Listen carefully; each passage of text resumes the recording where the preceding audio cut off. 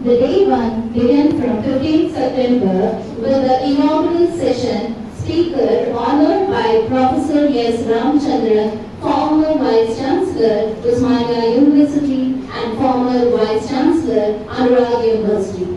This was followed by a fruitful article discussion and session 2 led by Mr. Srinivas Kadari from Microsoft.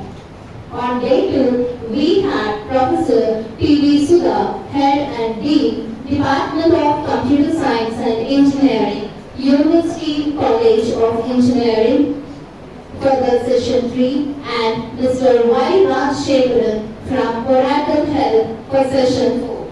For day 3, session 5, we have Dr. Nagender Kumar Suryadevara, Professor at HCU. I request Mr. Mahesh, student from MSc Computer Science, to present a potted plant to Sir and welcome him.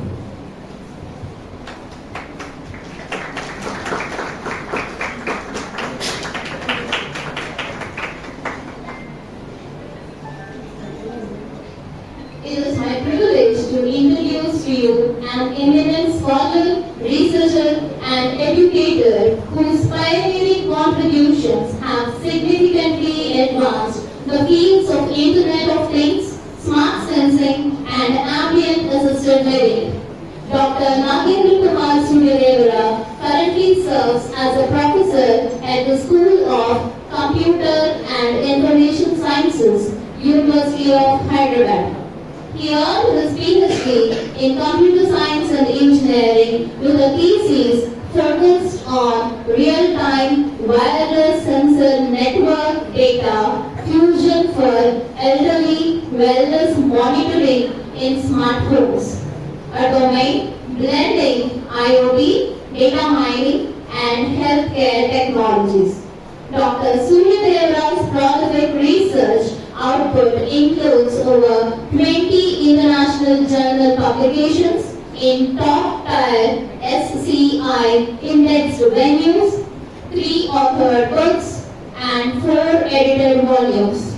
His notable works explore smart home design, IoT-based sensor networks for COVID-19, fog computing frameworks, and machine learning applications for intelligent environments. He holds a patent for a smart sensing system used for quality checking of packaged poultry food, exemplifying his practical innovation. His distinguished career is marked by prestigious accolades including listing among Stanford University top 2% Indian researchers from 2020 to 2023.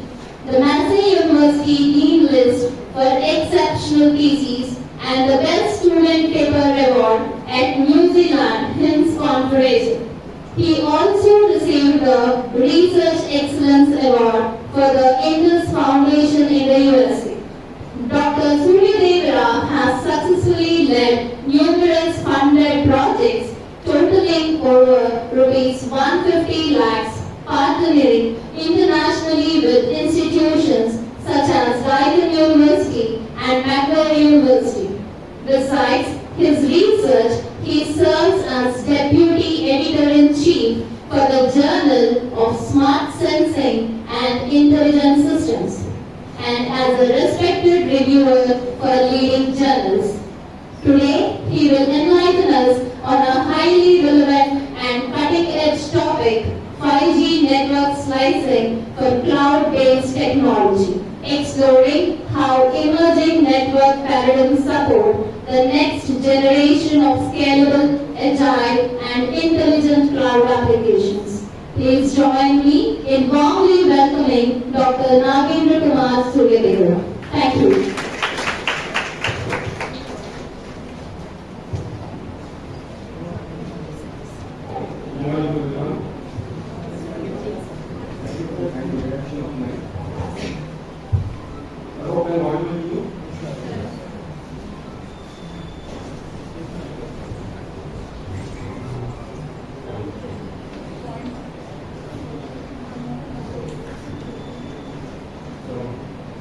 this session we will try to understand about how 5G technology is helping us in the advancements related to the cloud computing. Because I have chosen this topic, the theme of this training program is related to unlocking cloud potential, bridging theory and practical practice for educators. So basically the theme of this program is on the cloud computing. So I thought that the 5G technology will be very much an apt topic for you to understand under the umbrella of cloud technology. So far you might have already got some basic concepts related to the cloud technology. But I will try to make you to understand how 5G technology is being used in the cloud team of applications. So let me start with the idea of those like this. So we go with what is called as network slicing and how this network slicing is being performed for the 5G technology. Then we move on to how the native flow of 5G is going to help us in realizing those network slicing and try to understand how the cloud technology is going to be helpful in realizing the advancements in the 5G and the 6G technologies. So let us start understanding what has made to think about network slicing. Network slicing, why this topic has come into picture. What made the researchers or the industries has to think about why network slicing is very much needed. So what are the driving factors that made this network slicing to come into existence? So you start with something like this. So if you look on to the 2009, during this particular period, what we have seen is basically 4G LTE. LTE stands for? Now, my discussion will involve a bit of interaction. Please try to respond to me if you have no answer. Don't please try to respond. What is this? LTE stands for? Okay, I'll put the question in another way. How many of you are using mobile phone? Everybody is using mobile phone. So on your mobile phone, you will be receiving a signal, right? On the top of that, you will be seeing LTE, long-term evolution. Now this is a technology, 4G technology, which is also being called as long-term evolution. That is basically related to mobile technologies. Now, before 4G there was 2G, 3G, then prior to that we have 2G, 1G and so on and so forth. But I am not going to discuss all the generations of the mobile technology here. Let us understand from the 4G onwards what technology is there, how we are moving forward and how we are exploring the things. So if you see around 2009, 2010, there was an advancement in the mobile technology called as 4G LTE, long-term evolution. Now, this long-term evolution is actually was given by basically a standard called as 3GPP, third generation partnership project. Third generation partnership project, 3GPP. Basically, these are nothing but a consortium of different industries and scientists together. They will formulate how the technology can be implemented. How the technology can be implemented. That's what these 3GPP standards we call it as. And mostly the current technology, mobile technology, they all follow what is called as 3GPP. So the 3GPP standard during 2009-2010, there is a technical document released by International Telecommunication Union (ITU). Basically, this is a standard organization which formulates and sets the procedures and the standards for how telecommunication can be used in the current scenarios or in the coming scenarios or in the coming future. So here, based on the ITU standards, 3GPP has started implementing what is called as 3GPP Release 8. Release 8 is nothing but version number. number. We can call it as version 8, 9, 10, so on and so forth. So during that time, when 2009-2010, when 4G LTE has come, the major focus was on the usage of the smartphone, what you are seeing for today, which consists of only some mobile apps. Apps were the basic concern at that time. Mobile apps. Mobile apps. Now, whatever apps you are seeing, at that time there were only few apps. And those few apps were certain applications. But they were developed. But they were not looking for the consumer market. Today, consumer market is more. Consumer means we are all the consumers here. Our requirements are different. But what are talking about in 2009 and 2010. So that is the early stages of mobile apps usage. So mobile operators means the companies which are providing mobile connections, they do not focus very much on the mobile apps and how best they can be penetrated to the consumers during that particular time. But later, what happened is that telecommunication has advanced 2009, 2010, 2012 and so on and so forth. People started understanding that there is a lot of scope on using the telecommunication networks so that a lot of applications can be used. So there was a wide scope for 3GPP release 8, which has got 4G LTE. People realized that many applications can be developed and many applications can be used by many consumers for different purposes in our day-to-day life.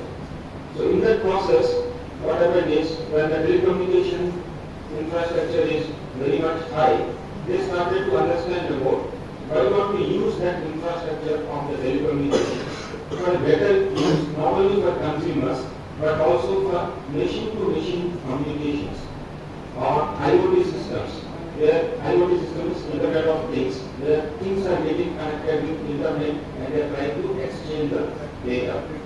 So people started understanding that 4G LTE can be further used for various applications, not only for hand-to-hand communications, but for machine-to-machine communication can also be used in the same telecom infrastructure. So in that process, 2014, so people have started narrowband IoT. Narrowband is the IoT systems which require a specific bandwidth for the machine-to-machine communications to be done in an effective manner. So from 4G LTE, people move to narrowband IoT. Then LTE long-term evolution was already there in the 4G. Then 2014 onwards, LTE for machine communication. Then followed by data core networks, BVC that we call it as. 4G LTE has got something called as data core networks. Core. What is the core? We will try to understand in today's discussion. So that was given in 3GPP release number 13, where much emphasis was on machine-to-machine communications.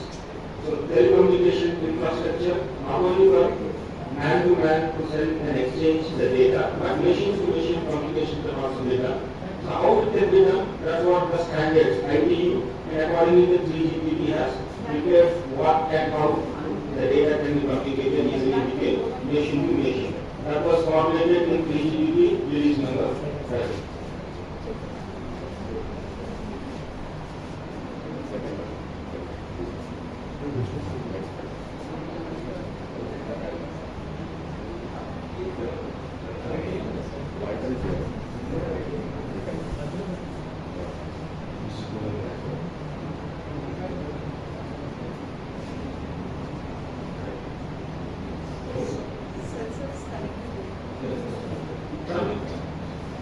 So you can see here, by 2014, there was a lot of improvements as done to the telecom infrastructure. Then, when the telecom infrastructure was used for machine-to-machine communications, later, some mobile apps were also developed during this particular period, and we are moving to 2018. So once the 2018 has come, what happened is the 3GPP, the Third Generation Partnership Project, has released number 15, where it has come across something called as new radio. In short, we call it as NR. NR stands for new radio. Now this new radio technology has come, which where 4G surpasses the 2G, means whatever the 4G technology technology was there, there was much advancements to the 2G technology to gain more popularity, more number of applications as come into picture. So during this particular period, LTEM, at this particular time, there are around 745 long-term evolution networks, that is basically 4G networks. There are only 10 5G networks during 2018 to 2020. During the period, only 10 5G networks are there across the globe. Similarly, we have narrowband IoTs as well as LTEM networks. These are very few in number at 2018 and 2019. Now, if you see here, of course, as on today, 2025, the middle of 2025, there are 366 commercial 5G networks across the globe.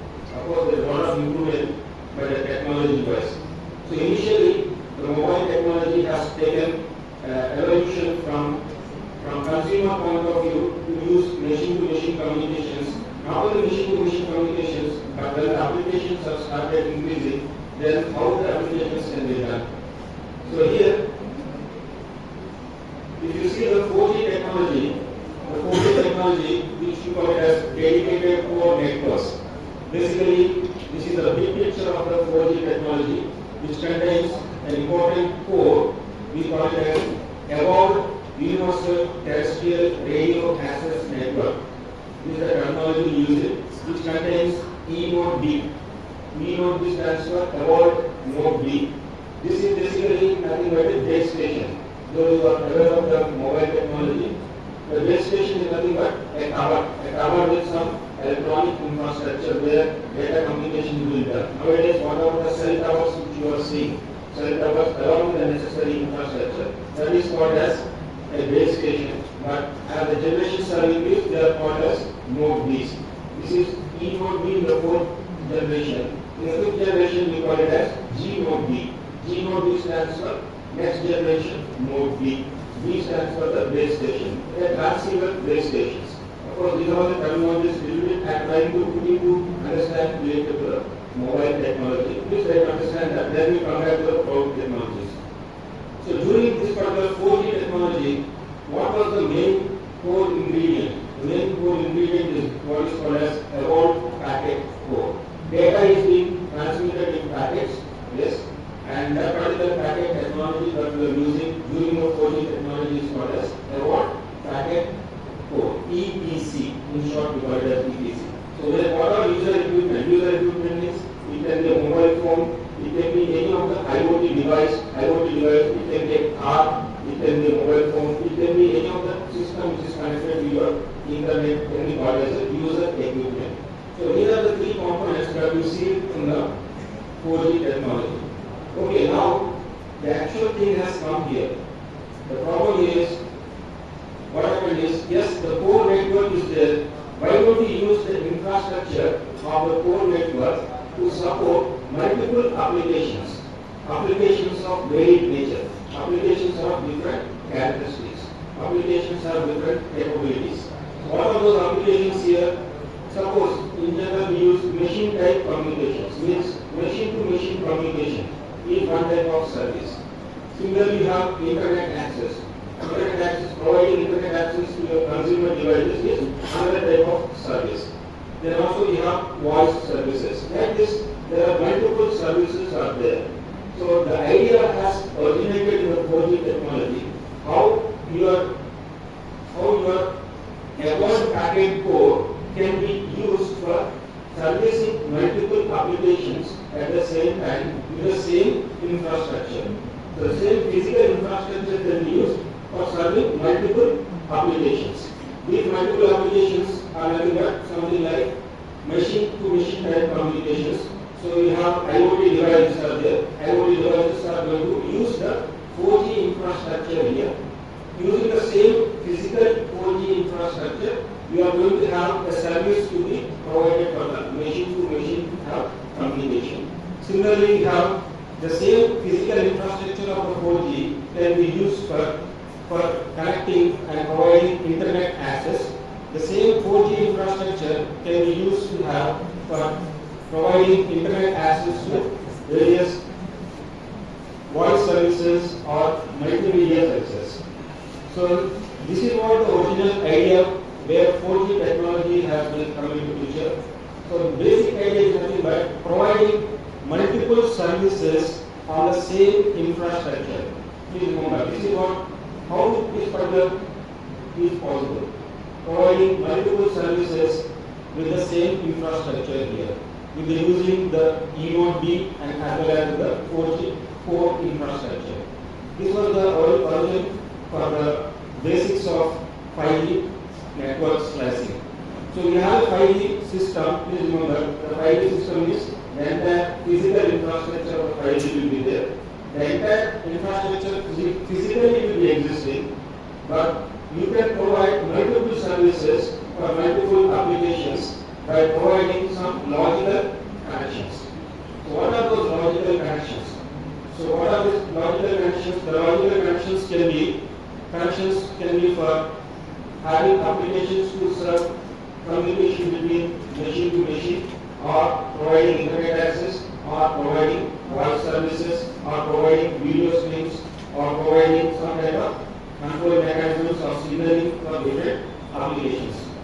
So we have a 5G system. What we do here in this 5G system is a logical network that provides specific network capabilities and network characteristics on the same physical system for business of the consumer. It means nothing but providing logical connections on the same physical infrastructure. Why you are utilizing, or why, what is the need for that? You have the same infrastructure is there, but why you need to have multiple or different types of logical connections on the same infrastructure? I think already you are attending cloud computing. This point you may have already known. Yes, please. Advanced network. No. Yes, but my point is you have physical infrastructure, but you are making the physical infrastructure to have multiple logical connections. Why? Sharing the data. Sharing the data. Yeah. Any other use, Faster please? retrieval of data. Faster retrieval of data. Yes, please. Please try to respond in whatever language. I don't want exact technical definition. Infrastructure consolidation. Right, ma'am? Any other use, please? Actually, it is virtualization where you can scale up and scale down. Yes, virtualization, scale up and scale down. Any other use, please? You have, okay, I'll put the question in a very simpler manner so that others can answer. We have a server, computer is there. Can you use that computer only for a single purpose? Only for one particular purpose? Yes. Why you are saying that you can use for multiple applications? Why? Obviously, you want to optimize that resource. Resource means the computer. The resources that are there on the computer, the processor, the memory, the storage, and the communication capabilities, whatever it is there for that computer, you have to maximize it. You have to optimize it for different types of applications. Same physical infrastructure you are using for multiple purposes. Similarly, in 5G network also, the same physical infrastructure will be there, but we can make use of that same physical infrastructure to maximize the benefits of that infrastructure. But it's not multiplexing. Yeah. By origin it is like multiplexing only. The meaning of multiplexing is coming here. But understand the concept here. The basic concept is you provide provision, means you are giving some provisions to make use of that physical infrastructure for multiple applications. How do you give that provision? How do you provide that kind of facility by using that? Is nothing but that concept is called as slice. Slice. Network slice. Each slice will have certain application to be performed. So each one application. Application can be, I repeat once again, application can be a simple application like providing internet access. An application can be simply like sending voice images or voice signals. Application can be simply like a video streaming. Application simply like one machine is talking to another machine, machine to machine communications. So that the business people, suppose you take a company, a manufacturing company, an automotive manufacturing company. So in an automotive manufacturing company, there in the manufacturing workshop or in the shed, obviously you might have seen in movies or in some videos where machines are getting assembled with machines themselves. The robots are assembling those machines. Various parts are getting connected to that machine. So it means machine is talking to another machine. Machine to machine communication is happening. Now for that machine to communicate with another machine, we need some communication technology. It is specifically for doing certain specific tasks. That is nothing but machine to machine communications or IoT devices. IoT systems are going to talk with other machines, automations. Suppose an IoT system is there, they can directly talk to your air conditioners or to your lighting systems. That they have communicate with each other. So you need to provide a media, you need to provide a communication system where they can do it more effectively. So communications on providing different applications have got different requirements, different capabilities, different characteristics are there. So you try to provide different types of slices for different types of application on the same physical infrastructure. That is basically called as network slicing. So let me just move on. If you look into this network slicing, you can see there is a verticals. There are different verticals are there, basically different applications. So in industry, you are seeing the robots are assembling the parts of the car. In agriculture, your farmer is being assisted with various machines with the help of IoT systems. In the healthcare sectors, you are using different types of systems to monitor and control the health. Utilities for the electricity, for the water, for the different industries, communications there. For automobiles, you are seeing nowadays driverless cars. The car is being used without a driver here. So much of communication is also required here. All these different types of applications can run on the same 5G physical infrastructure. How it is possible? It is possible through a concept called as network slicing. If you try to understand the basics of computer networks, those students who are studying computer networks, you have understood some concept called as circuit switching and packet switching. Remember how the packets are getting routed from the source to the destination. So what is the packet switching is? Basically, that is the concept which is being looked after here in the network slicing. Please understand, network slicing is nothing but a logical network that provides specific network capabilities and network characteristics. Capabilities and network characteristics in order to serve a defined business purpose of a consumer. For every consumer, you require different kind of services can know anything. So if you see here carefully, the 5G technology has got, the infrastructure of 5G technology has got three basic components. There are three components of the 5G technology. We name the components as AG-RAN. AG stands for Next Generation Radio Access Network. This Next Generation Radio Access Network or AG-RAN is nothing but what are the cell tower you are seeing. The cell tower gives some access network capabilities infrastructure together. The setup is called as an AG-RAN setup. And we also have 5G core. So this is what our focus of the today's topic, 5G core. Please try to understand. Core means nothing but an important concept, important ingredient together which is provide some kind of functionality. In order to connect these two main ingredients, we have something called as packet data transport, PDE, or packet data unit, PDU. Some session is going to be established between these components of the 5G infrastructure. So here, let us see here, what is the network slice? So this is slice number 1. What is slice number 1? The slice can be a logical connection, basically a logical connection, which is being done on the 5G infrastructure.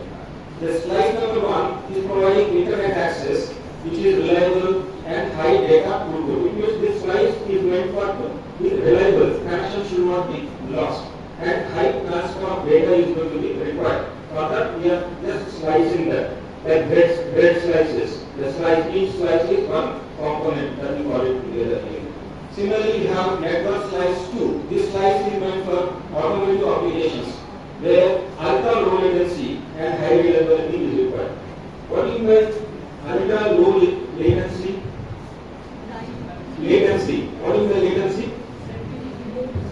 The time taken to get some response for a particular request. The request can come from one particular entity and the response can come from another entity in that infrastructure.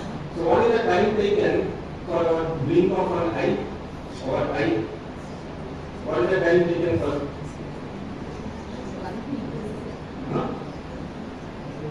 We are blinking an eye. Of course, I am purposely making some delay here. Please tell me what is the, actually it can be a scientific, it is a proven one only. What is the average duration? Second, not even a second. No, okay. Our blink of the eye will be normally from 100 milliseconds to 300 milliseconds. Means on an average it will be around 166 milliseconds for a normal human being of healthy condition. Please remember the study. Blink of an eye. Why do you blink? By the way, why do you blink of an eye? Any object. Without object also we simply blink. Unknowingly we blink the eye. Just to change and have some kind of lubrication. That's the only thing. Usually that is not of human tendency. Okay. The point is, the blink of an eye takes an average of 166 milliseconds. You can set it on the ruler. But what is the latency that is expected on the 5G technology? Latency. How much speed or how much duration or what is the delay? It is something data has to send from one point to another point. What is the expected duration? How much latency, how much delay should be there?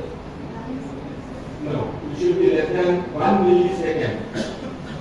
1 millisecond. Please remember the duration at which we are expecting the speed for 5G technology is much lesser than the blink of an eye.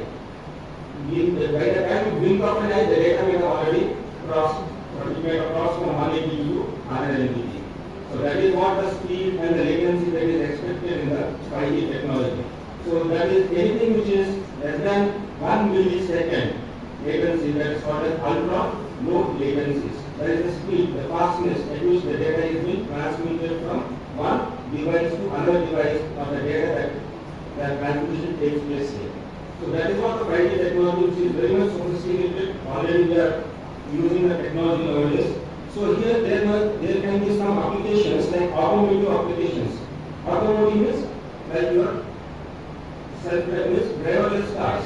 Driverless cars, the car is one of the famous now. You have seen in the movies or in the other news articles. Driverless cars nowadays they are already on the road. Yes, of course the company BMW and other big giants are using it. So you can see there are a lot of data transmission is happening. So what are the things that are required for the driverless cars? What are the things that are required? Sensors, of course, and what are the more nowadays sensors? GPS with respect to communication. Now we are in the topic of communication technologies. Yes. So here the communication technology should be very much reliable. Connection should not be lost. The driver is not definitely connection should not be lost. It should be ultra low latency. The data transmission for that particular vehicle should be very high. Then massive bandwidth, because in the car there will be infotainment. Infotainment is some kind of, you have seen GPS navigations, some kind of videos will be playing in that particular car. So you require high bandwidth, the data transmission. So low latency, high bandwidth, massive connections, all these are ingredients. Please try to understand that a car which is being driven by the machine itself.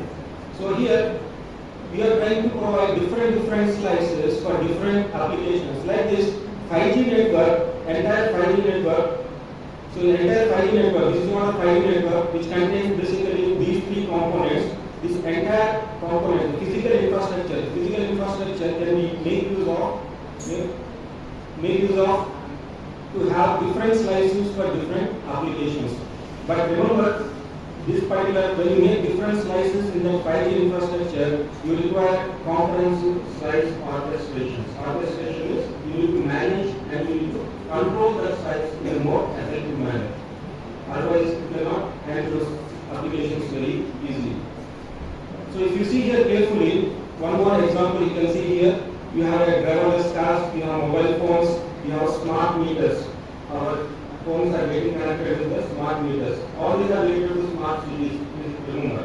In the future, nowadays these are being practiced, but in in some cities they are still in the novice stage.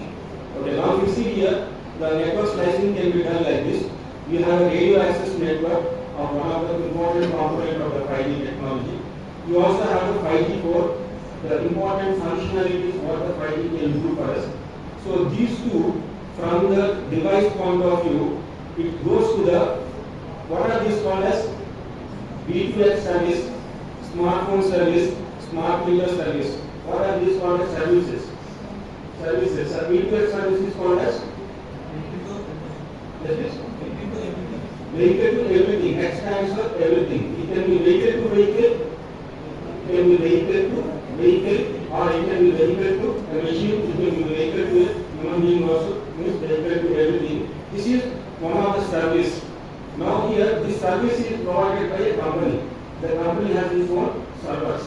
Those servers are getting connected to the 5G core, to the RAN network, and to the particular entity, to the particular user equipment. These are called as user equipment. Please remember, user equipment can be a mobile phone, user equipment can be a car, user equipment can be a smart meter, it can be any user equipment which is connected to your data net and getting communicated with your 5G technologies.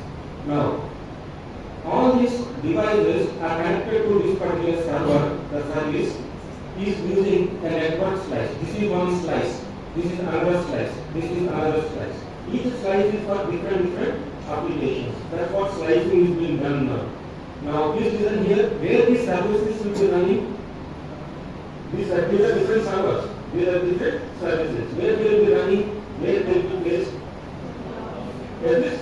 On cloud network. Very good. That is what the point of our FDP. Please remember the key of FDP is cloud computing. Now, what is this VTL service? Already there is a service you are running. So, from this point to this server point, this is called end to end. Please remember, this is called as end to end, E to E. We call it as in short E to E. Entire end to end, the 5G provides a slice.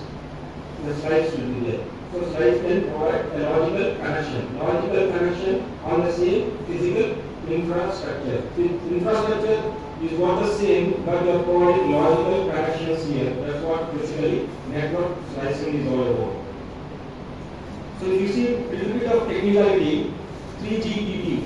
So what is 3GPP? In the beginning I was mentioning the full form. Third generation partnership project. What these fellows do? These fellows means we are human beings only. Of course there are a lot of scientists, business people are there, a lot of institutions, companies are there in this third generation partnership project actually. What they do? Network service provider. No, they are not network service provider. They are getting one of the standards. What the standards do? Okay, there are two standards, please remember. Quickly. One is ITU standard, another is 3GPP standards. For telecommunications, there are two standards. One is called International Telecommunication Union. What this International Telecommunication Union people they do is they formulate. They will tell what to do, the technology, what to be done. Whereas 3GPP, they will try to implement what they have done, means what they have told. IT people, what they have told will be implemented by 3GPP. So basically 3GPP and ITU are standards. One fellow will formulate it, other fellow will implement it. Implementation is 3GPP. 3GPP is a consortium of many industries and universities and other bodies together. They sit together and they say how to implement whatever that is been told by ITU. So there are technical documents are there. Okay, now moving to, so according to 3GPP, this is a diagram from this particular technical document only. So you have user equipment. User equipment is connected to the access network. Access network, AN stands for access network. It is connected to what are these called as cloud only. What are these clouds? Actually, there is some name there. I think they are here. DN stands for data networks. In mobile technology, the cloud technologies are called as data networks. So here we have different user equipments. They are connected to the respective data networks by providing or having the equivalent slices here. So if you see here, what are these small boxes? I hope it is being zoomed up, you can see the names actually. I'll come back to the names clearly. There are certain functionalities, which we call it as network functionality. Network functionalities are being done to provide some connections here. Those functionalities are nothing but core functionalities. You can see here what there are certain functionalities which are common to different slices. Common functionalities are there, some are independent are there. It means a slice is a logical connection is formed between those network functionalities that are connected to your data network to provide different types of services. So what are those network functions? So this is what the 5G service-based architecture, we call it as SDA. This is the basic architecture of 5G technology. So what you see here, the 5G technology is divided into two parts. One part is called as, any idea for anybody? 5G mobile communications technology, nobody has come across? Okay. One part is called as user plane. This is called as a user plane function, UPF. You can see this is a small box. This is called as the user plane, and this particular big box is called as control plane. Control plane consists of various functions. User plane also consists of various functions. Now user plane is connected to your data network. Data network is our cloud. Internet service provider. Basically a network provider, service provider. We call it as a data network. So what is being present here, user equipment is connected to your next generation radio access network. Next generation radio access network is having certain functionalities to be formulated before the data is getting processed and communicated across various control plane functions. These are called as network functions. So what are the basic network functions? The basic network functions are called as AMF. AMF stands for Access and Mobility Management Function. The name sometimes gives you the direct meaning to what that particular functionality is. Okay. Before going to this, why these many functions are there? Or what those functions will represent? What do those functions signify? Is this? Okay, I put the question in another way. You are going from the Sainikpuri to Gachibowli. During this particular passage, you will see a signboard. Sometimes it says 40 kilometers per hour, sometimes it says 60 kilometers per hour. On the bridges it says 40 kilometers per hour. What does this tell? There is a rule to be followed when the vehicles are moving from that place to this place. Yes or no? There are certain rules. Yes? Yes or no? Not only that. Not only certain speed, in terms of speed, that is a rule. Sometimes we have other additional rules, something. The four-wheelers should not come onto a particular lane, white color line will be there, or yellow color line will be there. Vehicles should not cross that particular white color line, or cross the white color line, sometimes passage will be done. When there are moving vehicles on a road, when there is a passage, remember, there are certain rules to be followed. So data is to be moving from one entity to another entity. Certain rules has to be followed. When multiple type of applications are running, or different types of applications are using your network, certain rules are to be followed. The rules are being told, or rules are being given in terms of protocols. So rules are being specified in terms of protocols. In network terminology, protocols are very much important. So what are all these things? These are nothing but protocols. Protocols. Different rules for different constraints to be satisfied, for data to be transmitted. Of course, I am not telling you to memorize this entire network here. Let's try to understand the big picture of that, so that you will get a better understanding when you further explore it. So here, 5G code has been standardized as a composition of various network functions that expose their services via what? RESTful APIs. Please remember, each function, this is AMF function, access and mobility management. This is SMF, session management function. This is user plane function. AUS, authentication server function. UDM, unified data management. You have UDR, unified data register. PCL, policy control function. NRF, network registry function. We have NSSF, network slice selection function. Now these are the different functions are there. Each function has got different purpose. These are the all protocols that we use it in the 5G technology. Okay, now the point comes. Why are you studying this or why are you knowing this? Always try to understand your thinking process. Your thought process should have why we are studying or why we are learning or what is the use of that one. If you keep on hinder yourself with that cautions all the time, your better learning capabilities will be better and as well as improving systems will be further improved. I put the question in another way. Why are you studying different courses? Different subjects. Why not only one subject or entire degree? All are connected in one form or the other, they are connected. Similarly, all these functions are connected with each other. Please remember, but having different purpose. It should be modular in nature, it should be cohesive, and it should be coordinated manner. So in simple terms, different rules are being there for different functionalities to be realized. So this helps us, and remember, 5G technology, it is not there on a physical infrastructure. Physically, in the olden days, the 3G, 4G and all big servers used to be there. Each server or each firewall is meant for doing certain purpose. But nowadays, please remember, you are not having specific hardware, specific servers, specific firewalls, specific routers are not there. The routers can be brought from some company, the firewalls can be brought from some other company, your actual server can be brought from some other company. But in the olden days, if you want to set up a communication system, only one vendor, only one company machine has to be deployed in our system. But nowadays it is not like that. What is the advantage? Now why we are not having, we can have different vendors, different companies, equipment, so that they can be connected easily and they can be used for multiple purposes, not just depending on only one particular system or on one particular entity. So we have multiple advantages out there to have different types of infrastructures.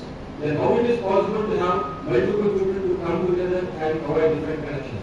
That's what the 3G, ITU and 3GPP, they have defined the rules, the standards, such that different company vendors can manufacture different hardwares, different types of servers, different types of switches, different types of firewalls, different types of routing equipments, such that they can be interconnected to perform some kind of communication for realizing certain applications.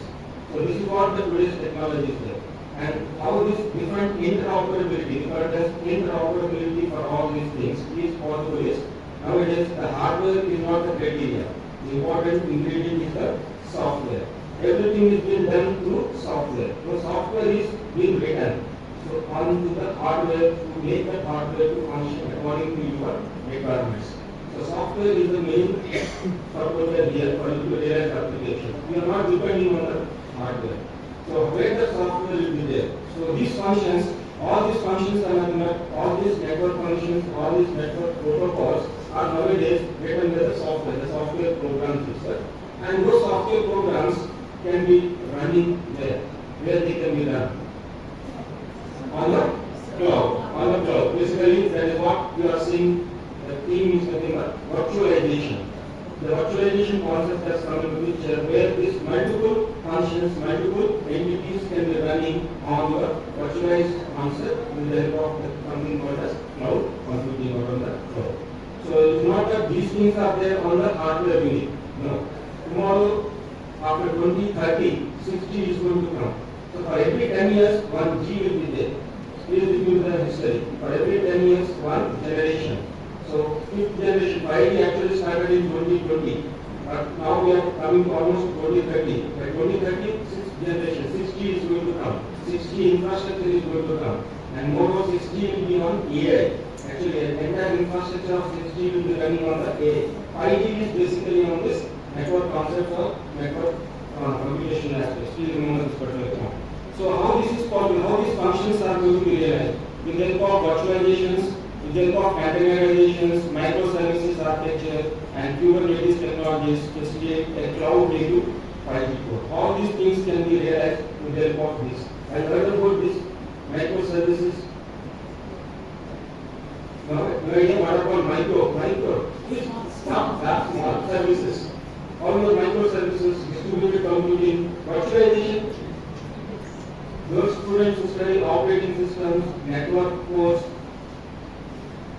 operating systems is the basic core course of computer science. Network is also one of the basic course of computer science. Please understand these terminologies. What is called as virtualizations. What is virtualization, please? Let's go for the topic lesson. Virtualization. On the same physical infrastructure, we can provide multiple logical functionalities. That's what is virtualizations. Virtual boxes having virtual boxes, that is the same thing. We have the same CPU, we have the same RAM, we have the same hard disk, but on the top of that we have different operating systems and different applications running on the operating system. That is called as virtualizations. Please remember that. Then containerizations. Docker's containerizations. Some people may have seen, but if you don't know, please get up yourselves to learn these things, because that is the technology which is going to be driving in the future, not your AI ML. Everything is required. The only thing that is not required. Just writing a simple AI ML program will let you the job. No. Okay, just I'm moving forward. These are the different protocols, key 5G protocols that are to be there. These are the protocols, whatever you are seeing these protocols, I have a little bit elaborated here. So you can see one of the important protocol is called as NGAP. NGAP stands for Next Generation Application Protocol, which provides connection between, you can see here, this is what NGRAN, Next Generation Radio Access Network. It is connected to AMF, Access and Mobility Management Function, through an interface called as N2. So the protocol which is helping to connect this particular unit and this particular unit is nothing but your NGAP. And the protocol which is using to connect user equipments to NGRAN is your AID interface, U2, AID interface. It means you have a mobile phone with you are connecting to your cell tower.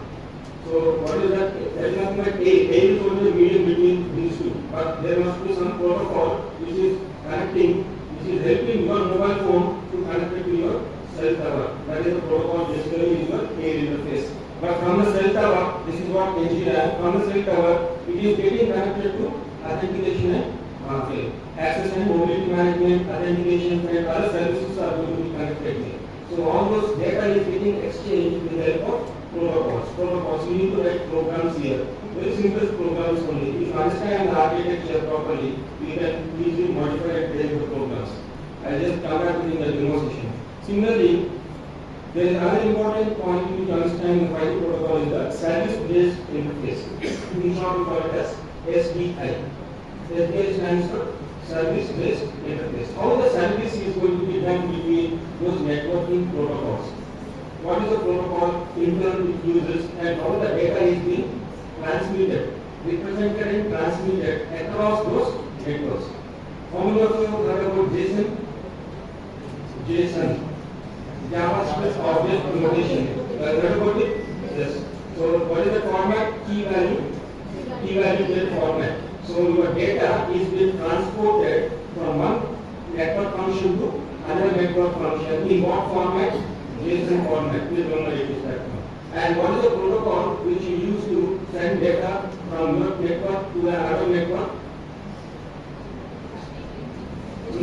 HTTP, Hypertext Transfer Protocol, and further, actually Hypertext Transfer Protocol is further used by the Stream Control Transmission Protocol, SCTP is what it is. So these protocols are already in place. So those people who are, most of the time, 5G technology people think that it is electronics, beams, this is people, electronics people. Please don't understand that.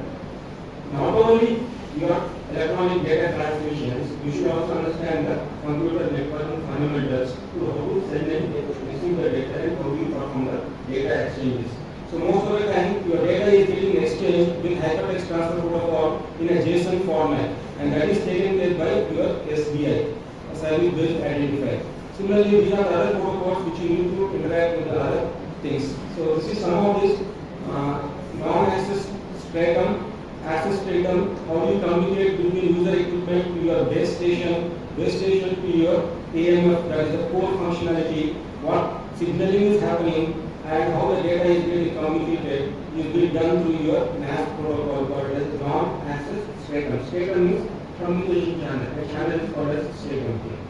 So this, you can see the material, you can read the materials. Of course, I don't want to just elaborate the protocols. If you see each protocol, what data is getting transmitted, how the data is getting transmitted, what is the procedure involved in this one, you can debug that, you can extract the information from the particular packet and see how the protocols are getting exchanged their data using Wireshark or T-Shark. You can apply it and see the particular things. So whatever I told you, just to give you the information here. So from your G node B, what is G node B consists of? G node B. G node B, next generation node B, that is 5G technology. What it consists of? It consists of your cell tower. Your cell tower will be there, as well as your the base station. The base station at the bottom of the cell tower, you have networking equipment will be there. Together, these two together called as a G node B. If 5G technology, 5G infrastructure is there, it is called as G node B. So at the G node B, you are sending the data to your UPF. What is UPF full form? Policy. That is the policy function or whatever you might call function, whatever you say. So between these two, there are different slices are getting formed, different tunnels are getting generated to get the data transmissions. So these are the different protocols. So this is what I was referring to you, telecommunication standard sector of ITU, International Telecommunication Union. So in the year 2018, please remember, this is what it has given framework for the support of network slicing in IMD 2020 network. IMD 2020 is equivalent to 5G. IMD 2020 is nothing but 5G only. That's the terminology used by International Telecommunication Union. You can Google it, these documents are open. You can open those documents, the actual documents. Whoever is doing some developing, definitely they will refer to the actual documents. They don't refer YouTube, GitHub, nothing. These are the actual documents. Everybody should look for the actual regulations which are being prescribed for you to develop certain applications. So we have different standards, technical specifications are there, 3GPP, GSMA, AICTE. These are the different things which are being guiding how the network slicing can be implemented for different applications. So once again, I repeat here, these are network slicing. You have an entire 5G core network. You have different user equipments are there. Each equipment is getting connected to have a particular service using a particular size. So at present, the 5G technology supports three types of network slices. Actually, five, but practically there are three different slices. Those slices are EMBB. EMBB stands for Enhanced Mobile Enhanced General Knowledge. EMBB. Enhanced Massive Broadband. Yes. Enhanced Massive Broadband. MMTC. Massive Machine Type Communication. MMTC. Massive Machine Type Communication. URLCC. Already you have seen the previous slides. Ultra Reliable Low Latency Connection. So we have different user equipments are there. One equipment may need a massive broadband connection. Another equipment may need massive machine type. Massive means many equipments, many user equipments will be there, which require broadband connections or which require much communication between those machines. Some user equipments require low latency, very low latency. Therefore, data communication should be very much fast. Latency should not be there. It is less than 5G technology less than 1 millisecond. Please remember that what the 5G technology is nomenclature. That's the rule of your ITU and the 3GPP standard. Implement those things. So we are providing all these services. So if this EMB slice can be connected to the voice or internet using AR, VR. AR stands for augmented reality, virtual reality. You might have seen in the movies, people are wearing headsets. They have augmented reality. They require massive broadband connections. broadband. The internet bandwidth should be more, so that video streaming, audio, video, and multimedia data streaming can take place very effectively. So they require a separate slice. That consumers, that application require a separate slice. Generally, we have here for logistics and agriculture. For agricultural applications, we require many sensors. Many sensors are to be deployed. Massive number of sensors. Logistics, the companies which are logistic companies are connected together. There will be warehouses will be there. Lot of sensors will be connected here. Lot of machines are getting connected with each other for data exchanges. Within less than 1 millisecond, the data transmission should happen. But many number of devices will be there. So to have that, they require one type of slice called as MMBC slice. So this particular type of applications may require the automobile and other factory set of settings. So each application may require different type of slices. So here sometimes, please remember, one particular user equipment can have multiple slices. So like a car requires infotainment. Infotainment means the videos or the GPS. The bandwidth should be very large enough to support this. At the same time, the company is giving some instructions to that one. The data exchange should be very fast, very low. So a car can have multiple slices. That means a slice can be, multiple slices can be acquired with a particular user equipment. So here, another car can have another slice, another car can have another slice. It means different user equipments require different types of slices. This is basically for the autonomous car applications. So this is what the 3GPP technical report, which is given in the release 14 only, before the release 15, that is the 5G technology itself, network slicing concept has come. So when the network slicing concept has come, the 3GPP people, they started how to implement that, how to make it into practice. Yes, some tasks, some applications require certain slices. Now how do you formulate it? What are the things to be done? How the practically different slices can be created, how they can be maintained, how they can be orchestrated, how they can be managed and controlled. So they started thinking about that and they come into 2 points. One important point is service requirement as one important aspect, operational requirement is another important aspect. Yes, on paper the rules have come, how the services can be there. But now from the on paper into reality, how the things can be implemented. So whenever the rules are framed and when the rules have to be implemented, how the transition should take place, how the implementation process should take place, is the duty of how it is done is the duty of 3GPP people. So the 3GPP people they started thinking about how do we incorporate the network slice in terms of service and in terms of operational requirements. So in terms of service, how they are to be done, allow the operator to compose network slices.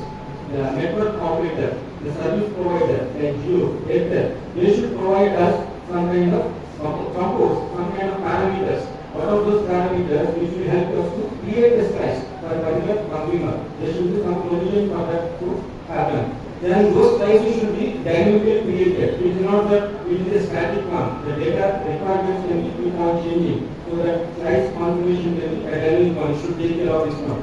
Ability to identify certain terminals, subscribers and their requirements. Enable user equipment to obtain service from a specific place. So that is what network slice. Different slices should take place properly. That's what one of the service requirements. Then, of course, these operational requirements. I'll just explain to you in detail. There are things in detail, right? Basically, the slices should run in parallel. So there are multiple slices are there. Just one slice. It's not that one slice after another slice. It cannot be done. All slices should be running in parallel. If suppose there is one problem with one slice, that should not have any effect on the other slices. If suppose one slice has got some security problem is there, that should not also affect on the other slices. And the slices should be dynamic in nature. And there must be operational in there.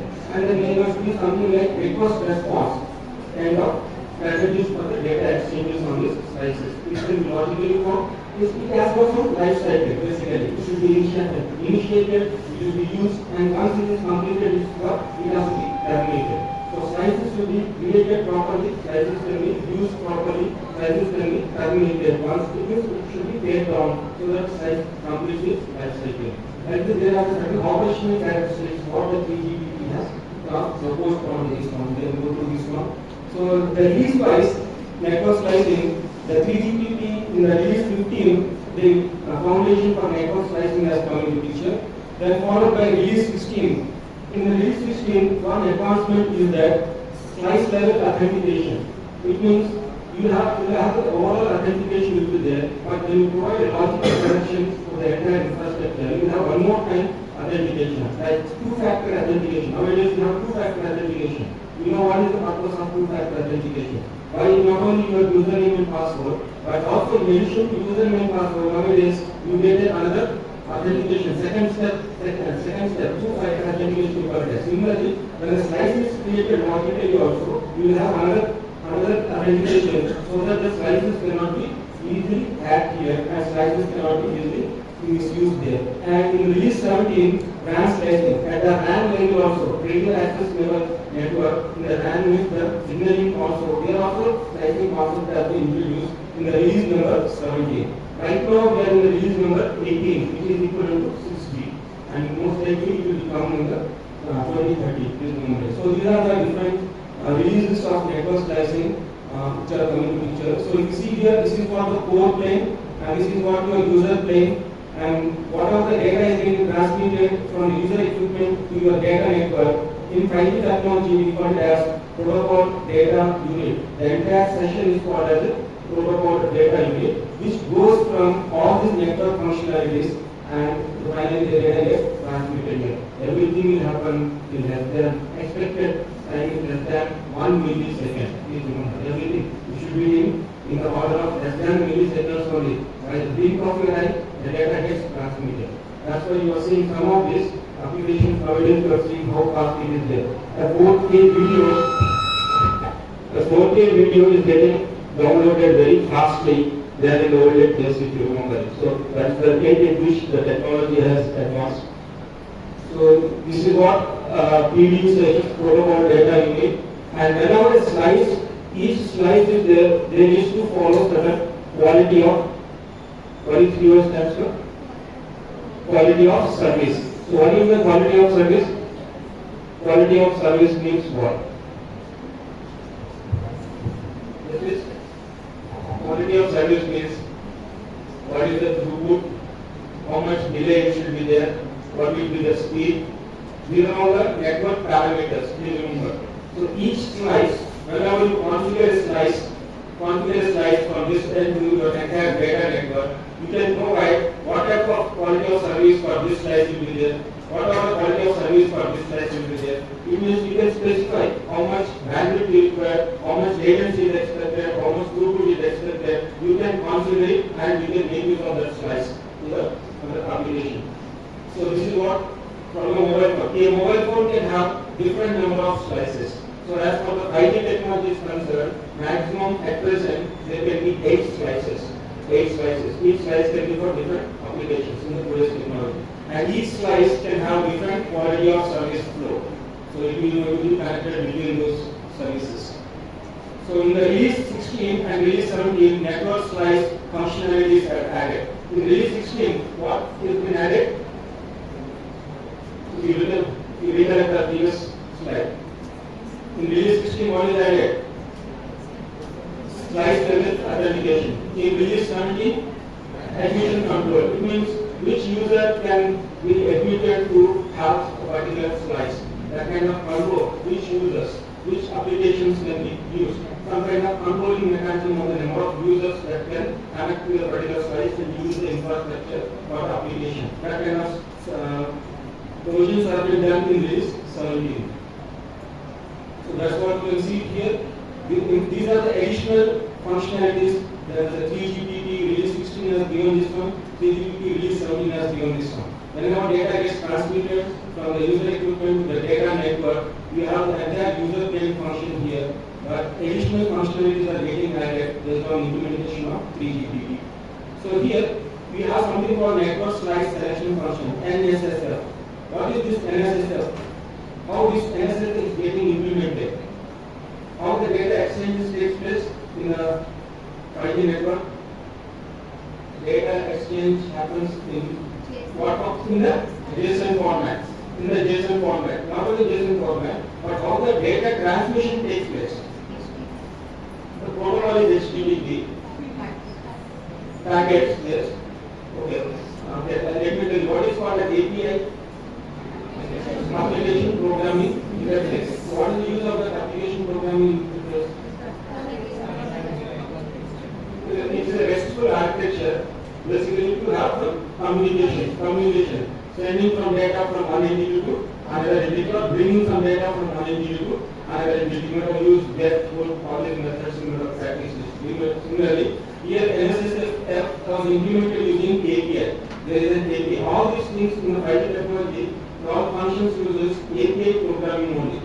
Please remember, all these, where these functions are there, where these functions are residing, all these core functions are getting resided there in the cloud. So when you want to communicate something on the cloud with the virtualized functions, what is the mechanism at which this function communication? That is the software. That is the programming. Which programming? Application programming interface. API programs. API programs are there that are getting run. So these are the rules that are being prescribed. The API programs run in the operations domain is called request response. One entity request, another entity responds to the whatever the requested information is there. One network function asks something, the other network function responds to that. So those are having API mechanism to communicate with each other. So this is what the API mechanism. User equipment goes to access and mobility management function. In turn gets to authentication server function. In turn gets from AAA server. What is AAA server?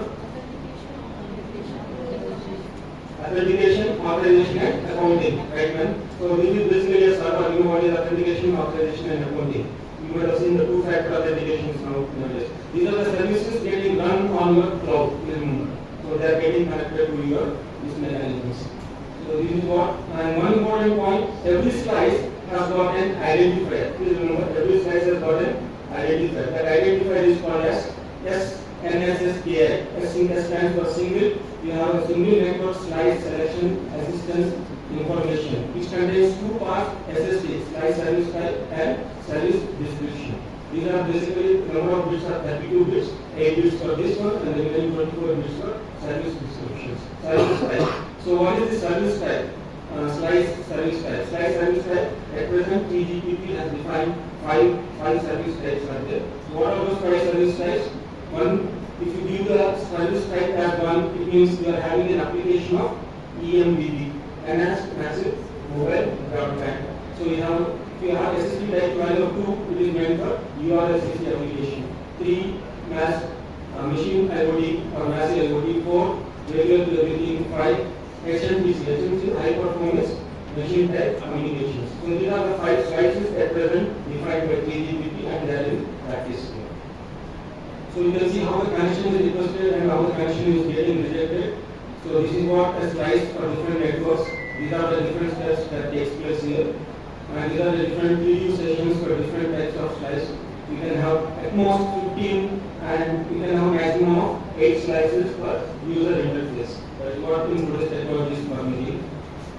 So these are the things that whatever I discussed. You can have slicing at the RAN level. RAN consists of frequency of signals. So you can use a particular frequency for a particular slice. That's what it is all theoretical only at present. In practice, it is not in picture. Just for you, because it is given the reason or something, and just brought forward to you for your notice. So you can use this RAN slicing examples. Factory area, one slice can be done. Railway station, another area can be done. If you have seen the recent application regarding the Uttar Pradesh, you might have seen the Ganga. If you remember, there was been continuous monitoring of all those pilgrims, continuous monitoring of huge pilgrims actually. Or you can see something like, another example is the cricket matches. During the T20 matches in the stadium, you might have seen how the telecast is being done. Telecast is being done, monitoring is being done, all the spectators are getting monitored, all the technology is being with the 5G technology, with the network slicing mode. During this Ganga especially, they have deployed 5G nodes across every corner so that every person is getting monitored there. The huge collection, actually a widespread of the there is a real use case that you can see. So these are the things that you can be able to understand. And these are some of the, okay, let me just tell you, if you want to practice this, you need not have a big infrastructure but you can start learning how to implement 5G network slicing, 5G technology in your own home. If you have a laptop with you, like me, you can make use of this. But there are simulators out there. So when you use simulators for your learning purpose, for beginning how to do the programming, how to establish a slice and all. For this, the simulators are now network slicing can be implemented only on stand-alone 5G architecture. Please remember. Slicing can be done only on stand-alone. It means it is the pure 5G technology, completely 5G technology. 5G technology can come in two different ways, two different types. Non-standalone and standalone. Non-standalone means it is still depending on 4G technology. Whatever nowadays your mobile phones are there, majority of the different areas are non-standalone only. Sometimes your signal shifts from LTE to 5G, 5G to LTE, 4G or LTE you will be seeing here. Basically that infrastructure at that particular cell tower is providing you non-standalone 5G signal basically. In reality, the entire 5G signal in India especially has not come. Only very few cities have got the pure 5G technology. So, but if you want to implement 5G technology, that is the network slicing concept, you require a standalone technology, the SA. We call it as SS or standalone. And if you want to get practice that one, there are simulators out there. Let me just show you. One of the simulator, the software is Open5GS. You can go to the website and download the Open5GS software. And I'll show you what is the Open5GS. Open5GS contains the entire core functionalities. What are the core functionalities? Your EMF, SMF, your PCF, your NSSF, all those core network functionalities, the virtualized functions are there. The entire software is already available in this particular Open5GS software. Then we also have UE ransing. UE ransing stands for UE, user equipment, RAM, radio access network, SIM, simulator. This is nothing but this software is simulating basically two components. One is UE, another component is RAM. Together this software is doing. But in reality it is different. It is going for practice and learning the beginning steps to understand how 5G technology can be used. This is UE RAM. I'll just show you on the virtual box which I have installed on my laptop. You can see here. So what things network slicing and what things can be incorporated, what things can be realized. So you can do that practice on voice over IP. If IMS capability is there, IMS stands for IMS, IP Multimedia Service. IP Multimedia Service. So if IMS is supported, you can call from your software to another mobile phone. That's what your IMS service is going to be there. File sharing, you can send the data to the cloud. In the cloud, you have the necessary software. Video streaming, you can send your videos. That's what basically the recent Ganga Snan at that time they implemented this one. Internet connection obviously will be there. So voice over IP, you can use Nextcloud for the file sharing. You can use video streaming as an AICTE software on the cloud. You can run video streaming. So this is one architecture. Of course, I have not implemented, but I am just sharing you one of the data which is available on the GitHub. I will give a link to you. From there you can download that. Of course, it is not easy to download and install it and run it. You will be exploring a lot of steps are there. It will be definitely a complex task. But if you really succeed, please let me know, contact me so that I will tell you what to be done later. So this is what user plane data network. In the virtual machine, you can install Open5GS as control plane. In another virtual machine, you can install Open5GS as a user plane. In another virtual machine, you can install Open5GS as user plane to broadcast server. In another virtual machine, user plane 3 with AICTE software for video streaming. And in another virtual machine, you can install URANSing to simulate G-Node and user equipment. In another virtual machine, the same thing for two different types of users here. You have to assign IP addresses to each virtual machines. The operating system is basically Ubuntu. Ubuntu 22 is very much accessible, very quick compile experiments. Of course, digital memory you can try to provide this much and run this like this. So let me just show you. So this is the configuration. You can make use of to set up how the connection should be done. This is how the UEs can be added. So let me just show you some small demo and I just give some idea to you and proceed further just for another 10 minutes.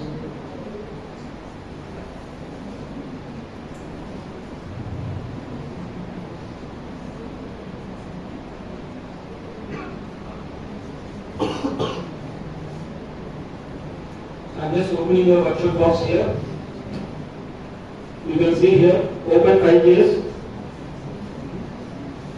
Open 5 is one virtual machine, UV enhancing is other virtual machine. Like this, actually you have to install the other virtual machines with this particular configuration.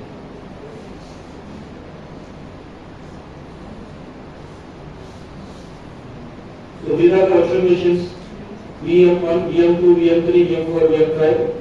In one virtual machine, open 5 CPL. In another virtual machine, I have installed UV enhancing. Of course, what I am showing is only partial one, not a complete one. I am giving this as an exercise. If you find time to do it in the evening or in some other days, try to explore it. Once you have done it successfully, you may contact me. Then we will discuss it how the paper can be written and published here. It is very easy to publish the paper if you do some experimentation really on this platform. So I am just switching on this one.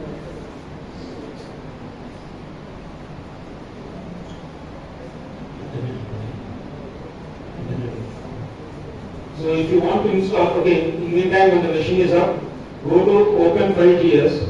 This is the official website.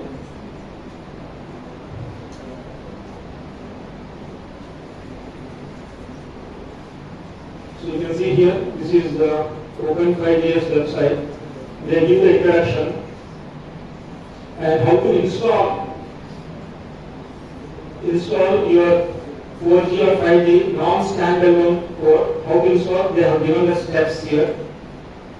But don't go for non-standalone. If you want to implement network slicing, what needs to be done? Standalone only. So standalone steps are here. You can see 5G standalone code which contains what are all these things? What about these things? Please try to recollect.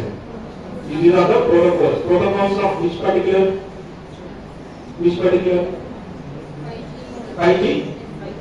5G core.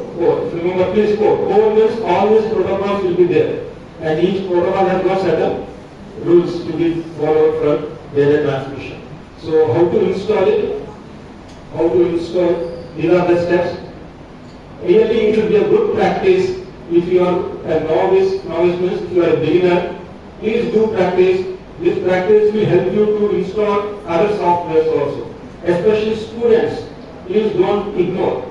If you are really, not really, it is a must, you have to do it, I am telling you. You will learn a lot of things, at least by looking to the steps. This you can do it on your own laptop. If you don't have laptop, on the college system also you can do it. You will gain a lot of knowledge and you will know how to troubleshoot all these steps.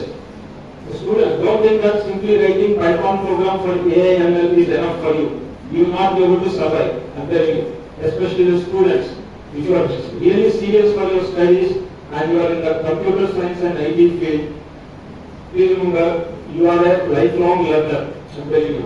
You have to be adaptable to the new technology. Otherwise, when you go to the company, you will not be able to sustain. Even if you get a job, you will be, if you are not adaptable and you cannot do on your own, don't think somebody will help you. There are no freelancers. Nobody else will be there in the net also will help you. So please learn the things, how to install, how to do it, and I have already done these things. After installing all these things only you get this. Okay, this is what the Open 5GS.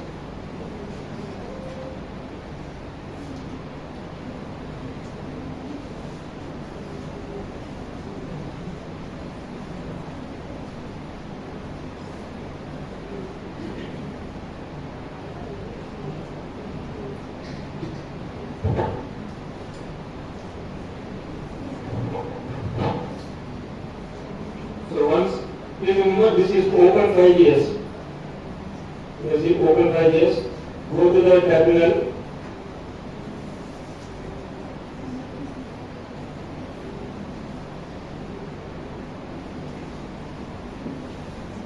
So how to go to the Open 5GS? etc slash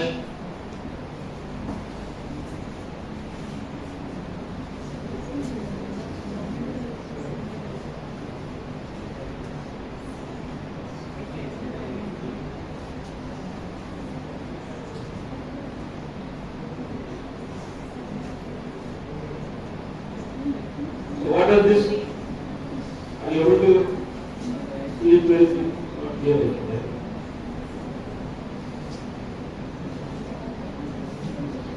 Very difficult. This is a keyboard. Okay, what is this? These are nothing but. Can anybody read? Is it visible? Okay, I'll just read out. Basically, all these are core functions: AMF, SMF, PCF, and SSF. You see here, PCF, SGP, SGMU, NSSF, AUSF. All these are your core functions. These are files. What is the file extension has? What is the extension of these files? Okay, let me. All these are files. What are the extensions here? Something like .yaml. What does YAML extension file tells us?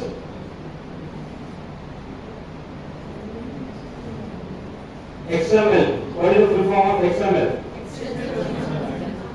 Then YAML. If you know XML, then you should know YAML also. ATAL markup language. Markup language. You know what is markup language? XML have you studied or not? Then XML is outdated. Nobody uses XML. If you are having a syllabus, you know that there is XML. That's what I mean. But don't depend on XML. XML, extension of XML is JSON, JavaScript Object Notation. But in communication terminologies, we use YAML too. So please remember. Now let me open this file. What is the important function in this core? In this core network, I have discussed one important protocol. Yes, if you can recollect within last half an hour discussion. Among these slides,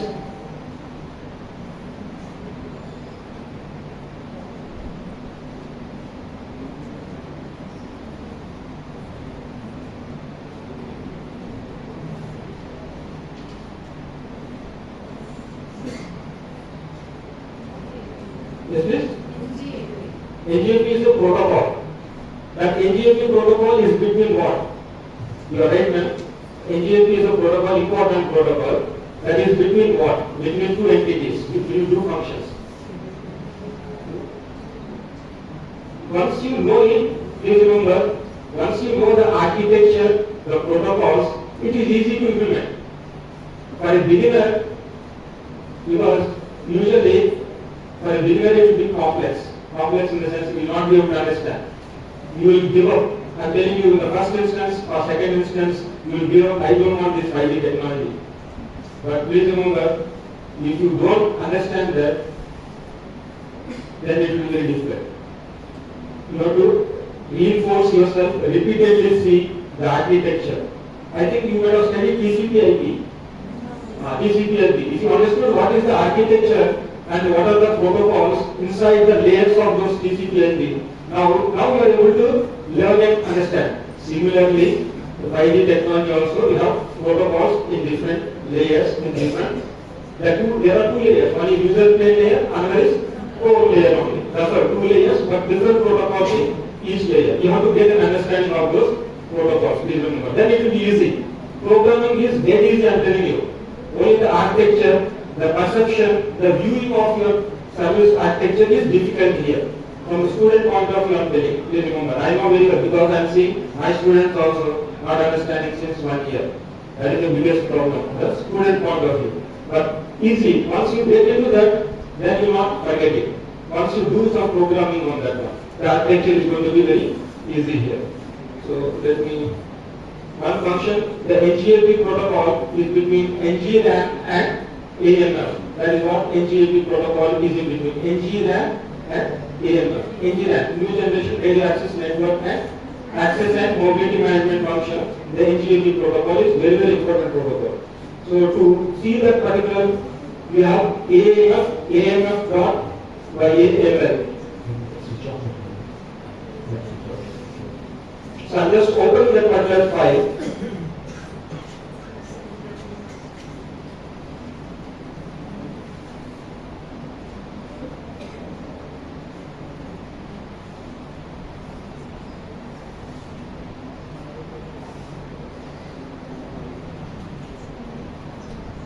Okay, now you see what the particular protocol is.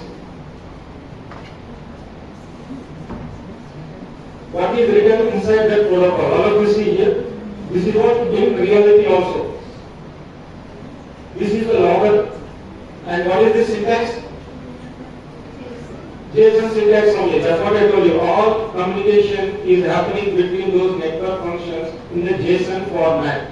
And this file is nothing but YAML file. Yet another markup. This is the markup.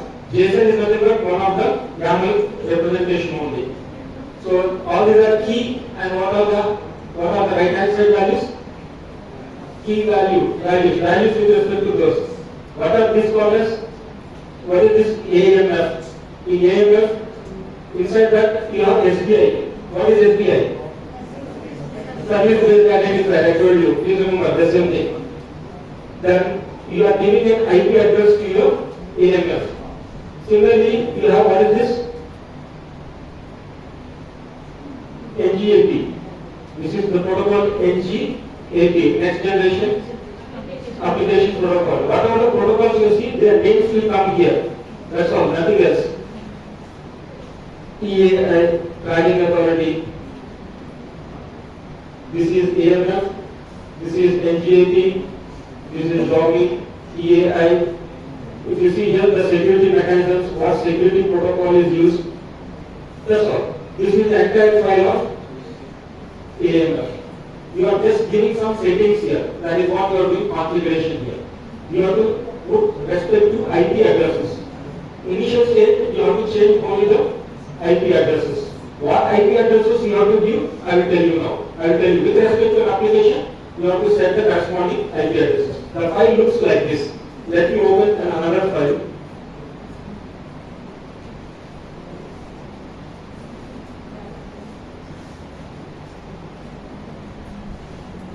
I am opening SMF file. So this is a SMF file.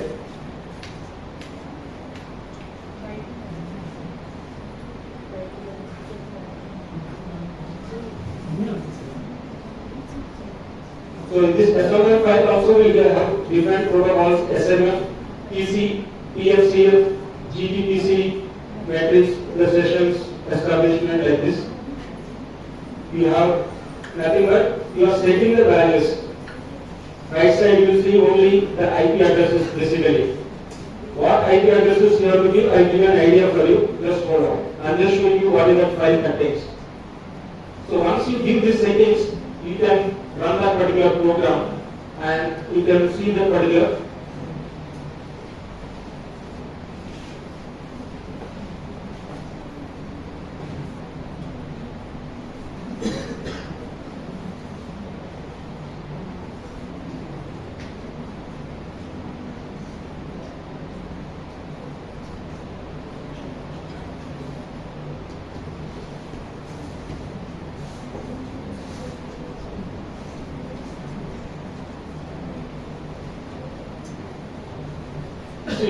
I am seeing all the services. You can run the command open5gs. I have given the command open5gs start status. This is AMF status. You can see this is active and running. And like this is another service. All these are in green color. You can see all those protocols, all those functionalities are getting executed on this particular virtual box. So these are all the protocols which are running here. That's why I want to show you that this session is running here. Then go to the other virtual box. What is there in the other virtual box? What is there in the other virtual box? Another virtual box is UE RAN sync. So what this virtual box is going to do? This is a simulator which simulates two different things. What are those two different things? Yes, what are those? Let me just show you the slide once again. You will get back the picture.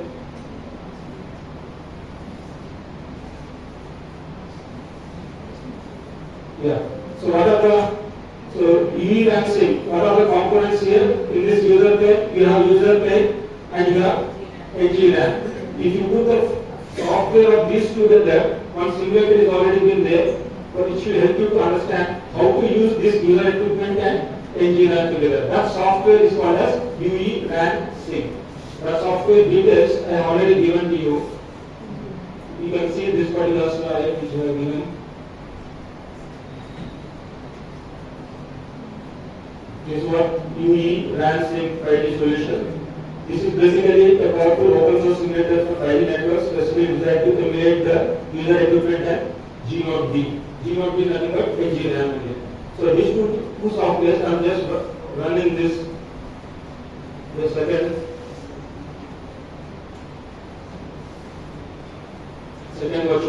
virtual box.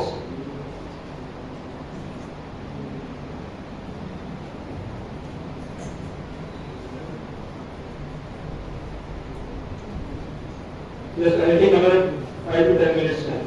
Please bear with me.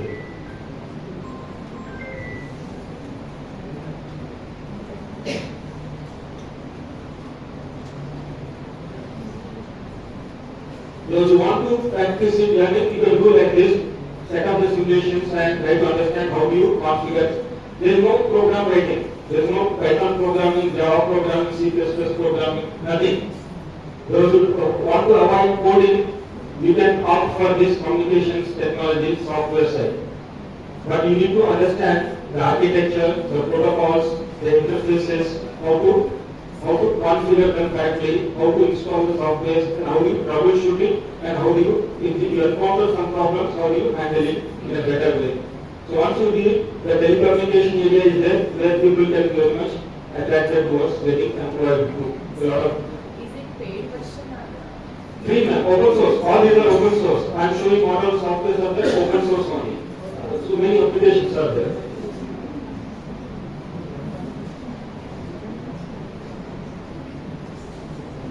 And if you want to really work on the real 5G test bed, at our university we have 5G use case lab. Two of our scholars are also working in that particular area. So you can ask them, they are also beginners only, but they will be using ultimately the 5G one. So we are the recipients of 100 5G use case labs, Government of India under the Atma Nirbhar scheme. They have given 5G infrastructure for 100 institutions across India. So real test bed is there. You can see the RAN unit, you can see the core functionalities, you can see implementing, and you can come to that and see how your application is running on the real 5G infrastructure. That much I can guarantee you. But you need to come there and work on the real systems. We give provisions for internships. You can come, you can utilize that equipment, develop your own applications and test it. Some of the research scholars are working for the research works and other master thesis. So you can also come. The only thing is you have to inform a little bit prior so that we can accommodate you at that particular place. So if you are interested in learning on your own, this is the software. But if you want to come and see the real hardware and infrastructure of the 5G, you can come over there. Government of India is encouraging to develop 5G use cases. Until unless 5G use cases, many number of use cases or many applications are not in place, it will be very difficult to move forward. Please remember. So Government of India is encouraging everybody to develop 5G use case applications so that everybody gets benefit of the technology for their daily or day-to-day activities in a better way. It all depends on your novelty and how you develop that application. And after developing, you have to test it. So ours is the 5G use case lab. You can come there, test your application easily, or learn the things and understand it. If you are really interested, you can develop the application, test it, and see how the performance is there. And there are so many hackathons. At present, 5G hackathon is also going there. Across the country, students are encouraged and giving incentives actually. A lot of fund is also being given. One of our students also got 1 lakh fund. He has reached to the final stage. He is developing the gate analysis one. So it all depends. A lot of IIT people are there, IIC. So among India, this year, only 50 institutions, 50 participants were shortlisted to showcase in the next one. There is Indian Mobile Congress, IMC. Every year, Government of India is conducting Indian Mobile Congress in New Delhi. The Asia-wide conference, all the countries people, what they are doing on 5G technology, what exactly is the advancements are there. They are coming, discussing presentations, advancements, and everything is getting shared there. So during that 1 week program, everybody is getting participated. Even one of our students also get participated over there. So you can also, the students especially, take those opportunities to participate at a higher level so that your visibility and your advancements will be there. So once you open your lead and sing, again go to your terminal.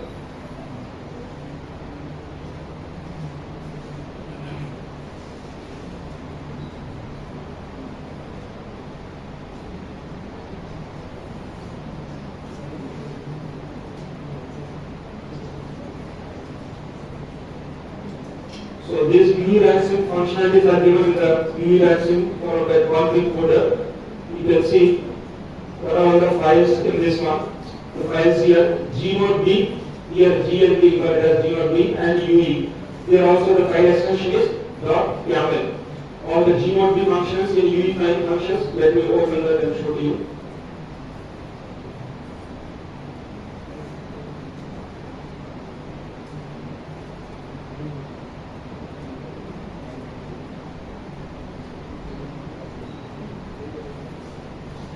GLB, G0B, .yaml.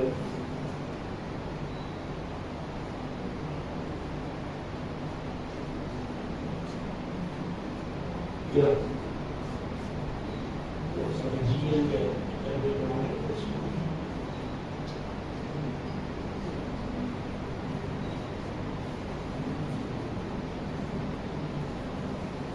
This is what the G0B file is. You can see that what is the HGAP IP, what is the Tamil protocol IP, what is, okay, this MCC, MNC stands for PLM and Public Land Mobile Network for every country, and the corresponding description will be there. So usually MCC will be either 001 and MNC will be 01, that is not predefined for that 5G core technologies. And here there is a slice. The slices configuration is here. Can you please tell me what is SST1 represents? SST value 1 represents what? And the slice is, I presented in one slide. Yes, Krishna? Perfect, man. Thank you for this one of them. I'll just show you the slide here.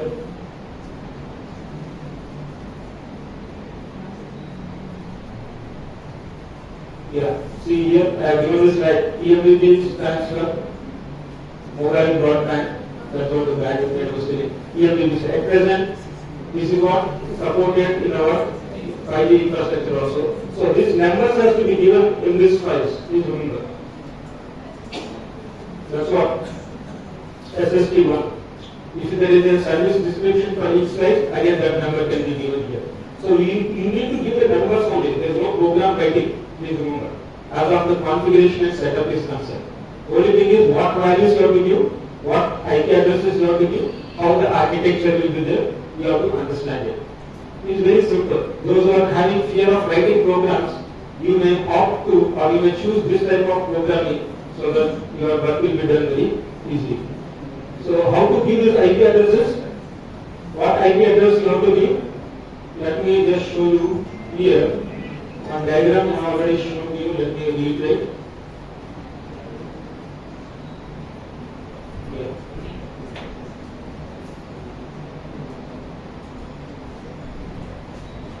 Okay, I think you cannot see the IP addresses clearly. This is virtual machine 1, open 5 years. You are giving an IP address of 192.168.64.30. Inside that your core functions are there.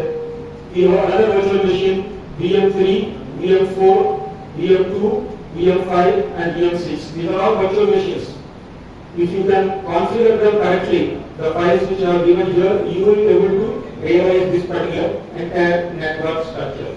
And what this application is going to do, I have written each one. You can look onto the slides. Of course, these are available on the net, but if you can refer to these points, it will be very quick reference will be there.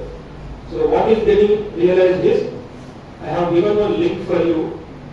You can open this link. There are many people who have done a master's thesis.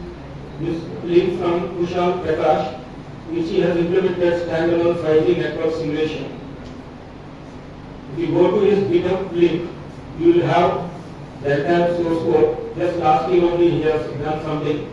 You can see what he has given as a master's thesis. He has written and he has implemented this application. So that application, what he has written, that details is there. Please go through it. Students especially, now you can see the diagram here, little bit clarity is there. So this is the same diagram I have taken from this. So you can also implement this kind of things for practice purpose. So go through this one, it will be more useful for you. I have given a reference here in my slide.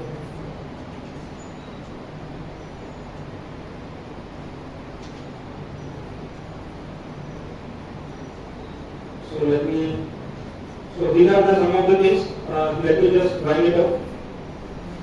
You will have a quiz for 5 minutes. Just hold on. So we will wind it up. So we have cloud native 5G core, what we have seen so far. So we can have multi-access edge computing connected with different small cells to realize the network slicing. So what we need basically, software-defined networks, network functions of virtualizations, cloud native. We can build up XaaS. What is XaaS stands for? Anything as a service. That's what the cloud computing. Now what 5G technology is there, which has been respected to this particular aspect. So you can use the cloud technology to have different types of services. This is what virtualized network functions are being realized with different API exposures. So in conclusion, I can say that the 5G technology is basically a 5G cloud-based virtualization functions, which is very much flexible to use it. And this is pathway for the 6G, where your AI can be easily incorporated in this software. Whatever you are seeing are all software only. All those protocols, all the entire infrastructure is software driven. You have to apply your AI techniques. If you want to apply the AI techniques onto this, you have to understand the basic architecture. Please remember. So these are the important things. The network slicing is one of the important things which will help the 6G to be done. So if you are going for the research directions, you can have intelligent network orchestrations. If you want to provide security at the sites level, that's what a lot of research is happening now. For the faculty who are doing some research or who are the beginners in that research, we can focus on this particular area to do some presentations and publications very easily. These are related to your advancements. So I have taken some of the slides from Ashok Kumar, which I attended as for the FDP program in the last year. I took the slides from him. You can also see his video in this particular thing. Similarly, from Open5GS and from the Aligner, I have taken the UV dancing. And of course from Kushal Prakash, I have shown you one use case what he has done it. You can also refer to this. These are the references.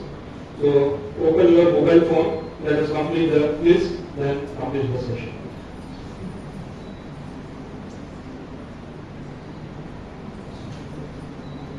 Just a small 5 minutes on please.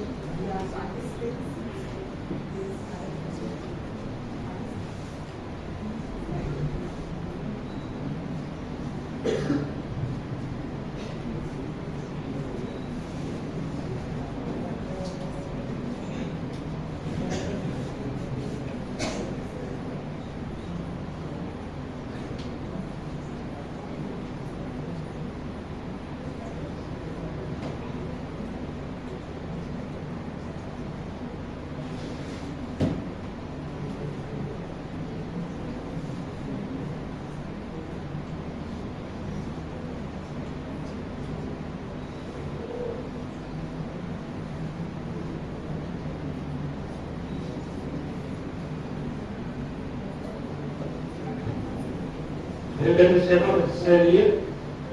Hopefully better than it. If not done, it will be good fun to have some quiz. We'll have a little bit fun. So let us complete this. Just it is opening just for now. Okay. Please scan the QR code from your mobile phone.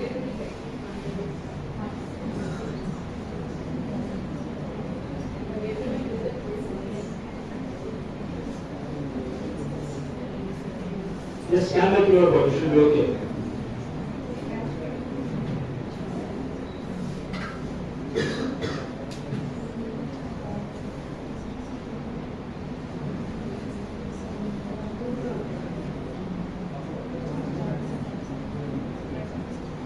Are you able to log in? How many are able to log in? Please raise your hands.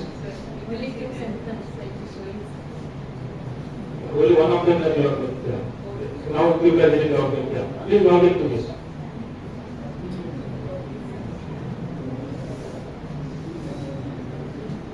About 15 only have joined. Please join. Please come. Let us complete it fast. Please join fast. 16. 17. I can see the number here. 23. Yes. 24.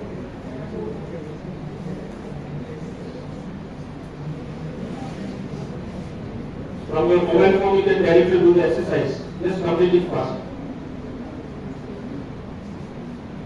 35. Please, yeah. Yes. Some more have to join. 36.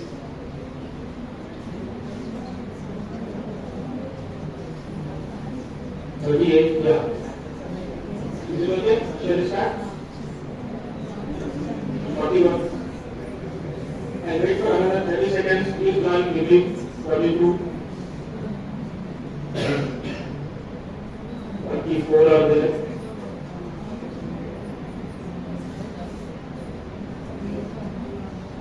48. Yeah, two more, 50, then can proceed. Two more are there. Yeah, 50 done. Okay. You can also join. Just hold on, I'm just starting the quiz now.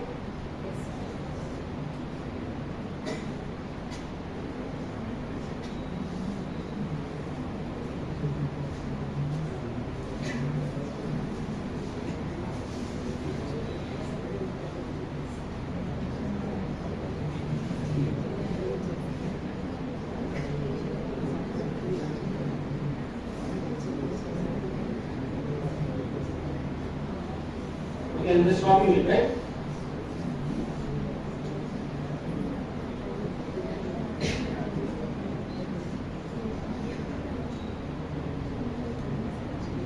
Okay, first question is on your screen, on your mobile screen. 20 seconds time is given. Please respond to that. You already knocks in 2 seconds, please. 1 second. Yes. Around how many answers? 49 votes have come. So the question is, which of the following is a key feature of 5G networks? High latency. Is it high latency? Low latency should be there. Yes. But unfortunately, 41% of people responded that. Very unfortunate. I told 5G technology should be, yes, 1 millisecond. I said no, it should be less than 1 millisecond. It should be low latency. Why then high latency? Why did you type high latency? Within 20 seconds you have to tell it. That is what is the present tense. Okay, the other one is massive device connectivity. 41% given. So let me read the answer.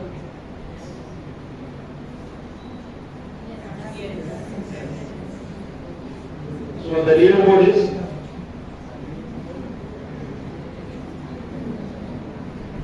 so there are many people are there. Correct answers. 41% means almost 25 people are there, which they answered. Okay, I'm moving forward. The next question. Shall we move? Yes. Yeah. Next question. Second question.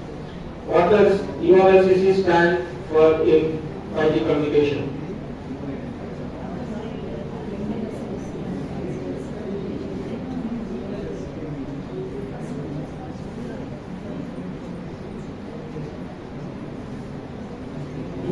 42 seconds. Yeah, 53 votes have come. 81% have given ultra reliable low latency communication, but 9% have given universal radio low loss communication. It means you are giving random answer. Some 9% have given unified reliable low answer. Okay, the correct answer is ultra reliable low latency communication. Leaderboard. Okay, two answers are correct. I think Abhishri is the leaderboard actually. Abhishri, somebody Abhishri. As of now, for the two questions. Because the time is also important. How fast you are responding is also important. Not only correct answer, but how fast you are responding. Abhishri is the as of for the two questions. I'm moving to the next question. Shall I move to the next? Yes, please. Question is there on the screen. Which network architecture concept is commonly used in 5G to allocate resources dynamically?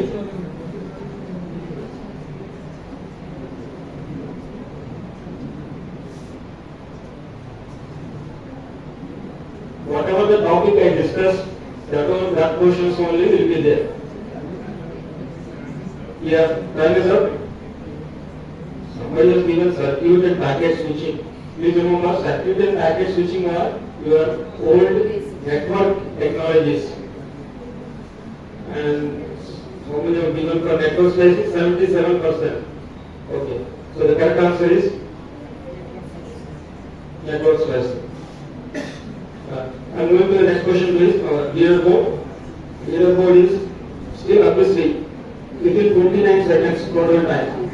The second question is Srisha, 37 seconds. 3 questions are correct.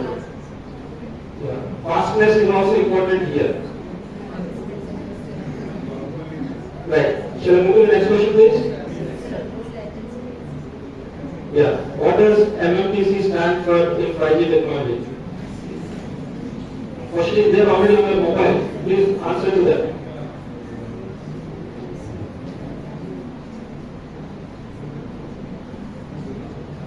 Massive machine type communication, multiple mobile terminal communications, mini mobile traffic control. Okay, time is up. So, yes, I think massive machine type 90% are given, but 10% are there still will not give the correct answer. Correct answer is massive machine type communications. 90% are given correctly. And the leaderboard, Jagan is my student only. 4 out of 10. Okay. I'm moving to the next question, please. Which part of 5G architecture is responsible for user data to have control management?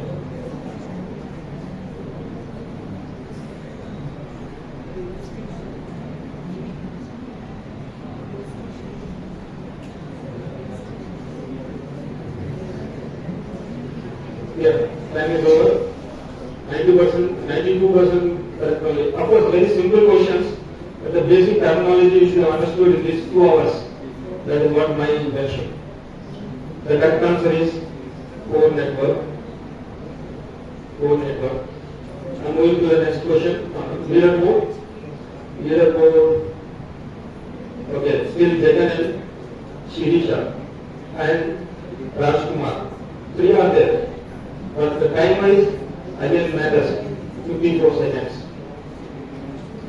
Okay, moving to the next question. 5G network slicing can be done in NSA or SA.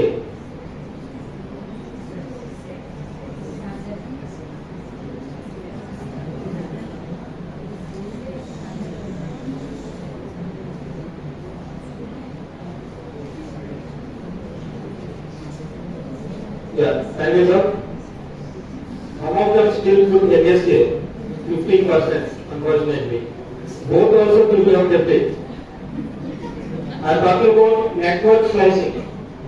Network slicing can only be done in standalone. 5G can be implemented in standalone or non-standalone. 5G can be included, but network slicing is one feature which requires completely 5G only, standalone only. So only 72% are written correctly. Yeah, that is done. The leaderboard. Yes, still Jagan, 1 minute 2 seconds. Second person is 1 minute 11 seconds. Sorry, 1 minute 11 seconds. Sirisha. Anyway, I'm just moving to the next question. What does 3GPP stand for?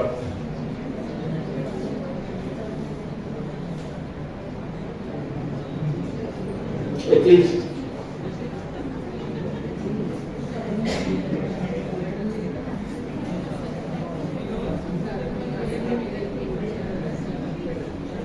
Yeah, that is over. Still 2% have done badly. Unfortunately, even that is there. Okay. The answer is third generation partnership project, but unfortunately 2%. The leaderboard. Yeah. 7 out of 10. There are only 1, 2, 3, 4. Only 4 of them are there. 7 out of 10. All correct. 4 of them. Okay, moving to the next question. Another 2 questions only. What is the purpose of network slicing as specified by 3GPP for 5G network?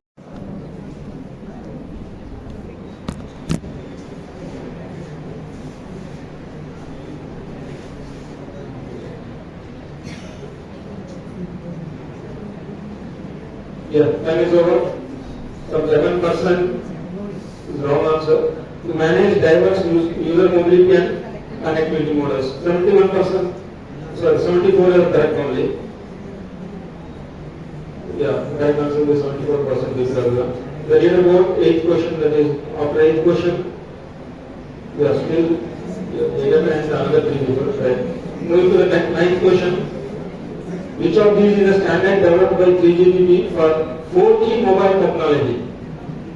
If you are listen to my lecture in the beginning, you should be able to tell. 4G is not 5G. 4G. Once you give the answer, you cannot write it off. That is another problem. Yeah, time is over. Some people say IS 95. Actually, I have not discussed. IEEE 802.11 Wi-Fi technology. Even Wi-Fi also on a big test. So the correct answer is LTE, long-term evolution, 4G technology, 82%. Somebody said Bluetooth also. Okay, the leaderboard. Still Jagan. Only 3 of them are there correct now. Top 3. From 4 it has come down to 3. So the last question. Click the odd one. Click the odd one.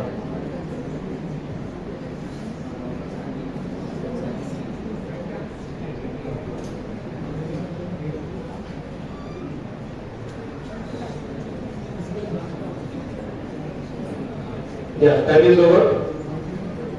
Yeah, answers are there in all the things.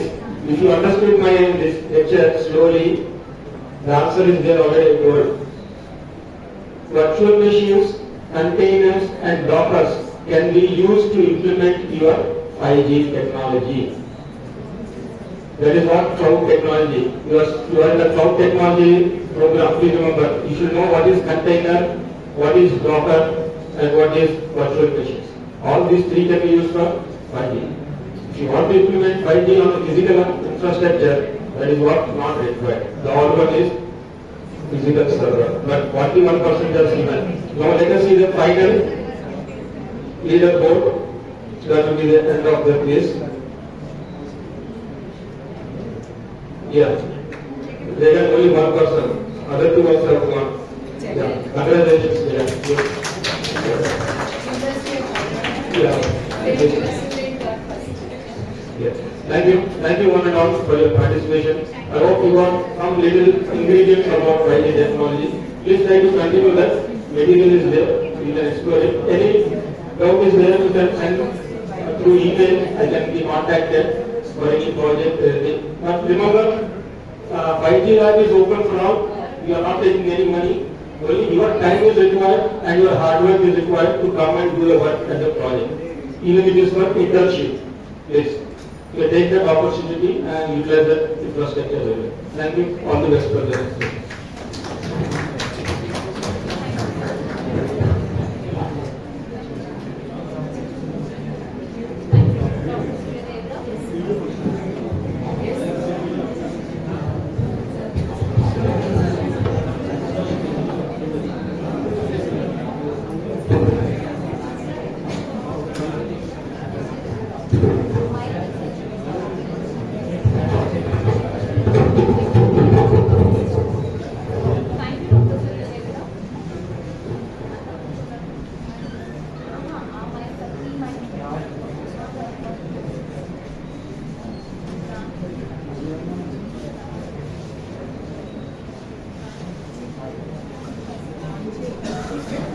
పోడియంలో మాట్లాడు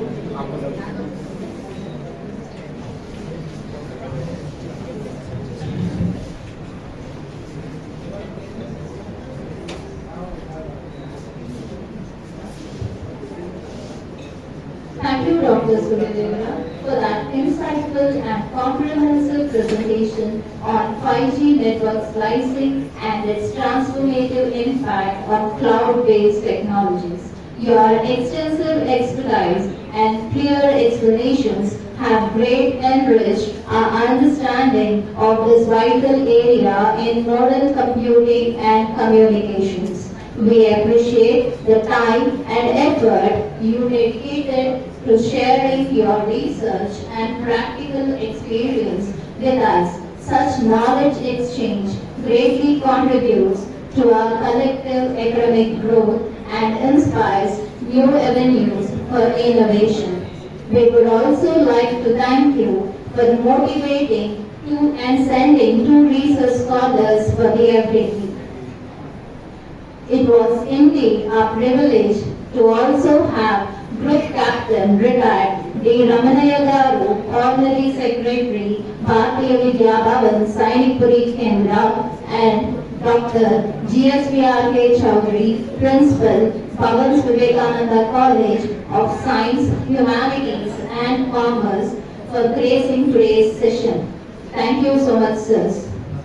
I request Mrs. M. Prasanna, Head, Department of Physics and Electronics, and Dr. K.V.D. Saraswati Devi, Head, Department of Computer Science, to present a memento to our resource person, Dr. Nagender Kumar Suryadevara, as a token of our gratitude.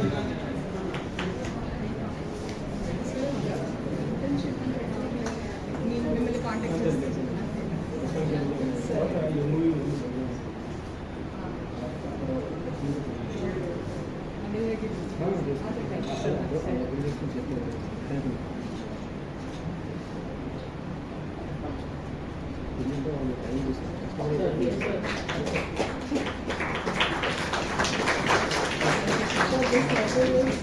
On behalf of all faculty and attendees, I extend